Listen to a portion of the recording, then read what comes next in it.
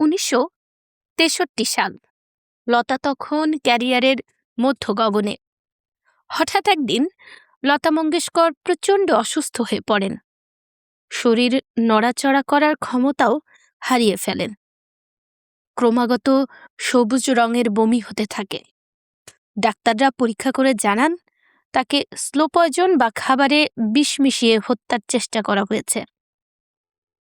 3 মাস তিনি বিছানায় শয্যাশায়ী ছিলেন।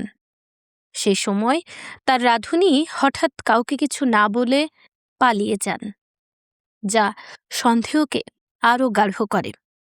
সেই কঠিন সময়ে গীতিকার মজরু সুলতানপুরি প্রতিদিন তার কাছে আসতেন এবং লতার খাবার আগে নিজে খেয়ে পরীক্ষা করতেন। মৃত্যুর মুখ থেকে ফিরে এসে তিনি যেন নতুন জীবন পেয়েছিলেন। সেই ঘটনার পর থেকে তিনি আরও বেশি অন্তর্মুখী হয়ে পড়েন, কিন্তু গানের জগৎ থেকে সরে যাননি। তার নিষ্ঠা ছিল এক তপস্বীর মতো। স্টুডিওতে গান রেকর্ড করার সময় তিনি সর্বদা জুতো খুলে প্রবেশ করতেন, কারণ তিনি মনে করতেন স্টুডিও হলো মন্দির আর গান হলো ঈশ্বর আরাধনা। লতা মঙ্গেশকরের জীবনের এই হাড়হিম করা ঘটনা আজও অনেকের অজানা, যা তার জীবনীকারদের লেখায় উঠে এসেছে। ভারতীয় সঙ্গীতের ইতিহাসে আজকের দিনটি এক গভীর নক্ষত্রপতনের সাক্ষী। মাত্র 4 বছর আগে 2022 সালের ঠিক এই দিনটিতেই সুর সম্রাজ্ঞী লতা মঙ্গেশকর পৃথিবীর মায়া ত্যাগ করে পাড়ি দিয়েছিলেন অনন্তের পথে। রেখে গিয়েছিলেন এক গভীর ও অমোঘ নিস্তব্ধতা। তবে নিয়তির কি অদ্ভুত সমাপতন দেখুন। প্রয়াণের বহু বছর আগে 1997 সালের এই 6 ফেব্রুয়ারিতেই তিনি শান্তিনিকেতনের দেশিকোত্তম সম্মানে ভূষিত হয়েছিলেন।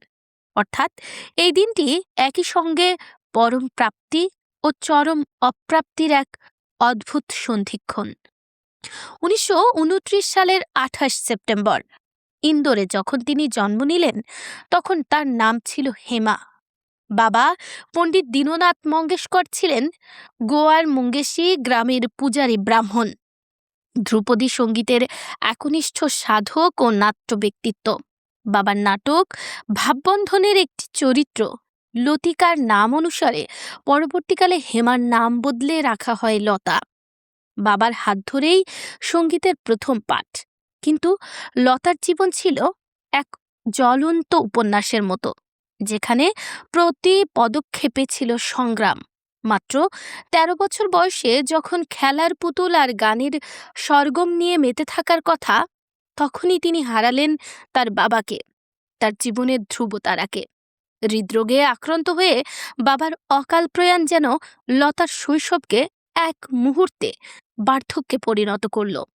5 ভাই বোনের বড় দিদি হিসেবে সংসারের সমস্ত ভার নিজের কাঁধে তুলে নিলেন ওইটুকু বয়সেই। পেটের তাগিদে অনিচ্ছা সত্ত্বেও তাকে নামতে হয়েছিল অভিনয়ের জগতে, কারণ বাবা মারা যাওয়ার পর তাদের পরিবারের দুর্দিন এমন পর্যায়ে পৌঁছেছিল যে রোজগারের অন্য কোনো পথ খোলা ছিল না। 1942 সালে মাত্র 13 বছর বয়সে মারাঠি ছবি কিতি হাসাল এ তিনি গান গেয়েছিলেন, কিন্তু সম্পাদনার সময় সেই গানটি বাদ দেওয়া হয়। জীবনের শুরুতেই এমন প্রত্যাখ্যান যে কাউকে ভেঙে দিতে পারত, কিন্তু তিনি ছিলেন অন্য ধাতুতে গড়া। 1948 সালে তিনি যখন শশধর মুখোপাধ্যায়ের শহীদ ছবির জন্য অডিশন দিতে যান, তখন প্রযোজক তার কণ্ঠস্বরকে বড্ড সরু বা পাতলা বলে বাতিল করে দিয়েছিলেন। সেদিন তার মেন্টর গুলাম হায়দার চ্যালেঞ্জ করে বলেছিলেন, একদিন আসবে যখন প্রযোজক লতার পায়ের কাছে পড়ে থাকবে। সেই ভবিষ্যৎবাণী অক্ষরে অক্ষরে ফলেছিল। 1949 সালে মহল সিনেমার আয়েগা আনেওয়ালা গানটি তাকে খ্যাতির শিখরে পৌঁছে দেয়। তবে এই সাফল্যের পথ মোটেও মসৃণ ছিল না। একটা সময় দিলীপ কুমার লতা মঙ্গেশকরের উচ্চারণে ডাল ভাতের গন্ধ অর্থাৎ মারাঠি টান আছে বলে মন্তব্য করেছিলেন।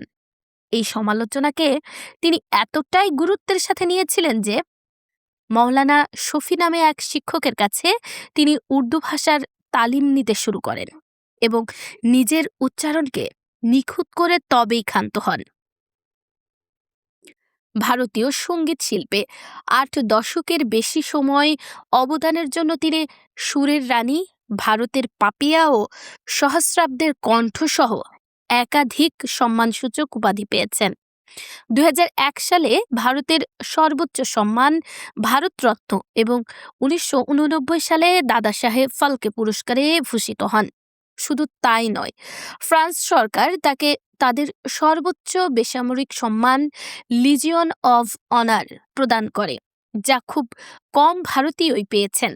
তিনি সঙ্গীতের টলমলে স্বচ্ছ জলের সেই দিঘি, যার কাছে তৃষ্ণার্ত সঙ্গীত পিপাসুরা সুরের তৃষ্ণা নিয়ে বারে বারে ছুটে আসি তৃপ্ত হতে।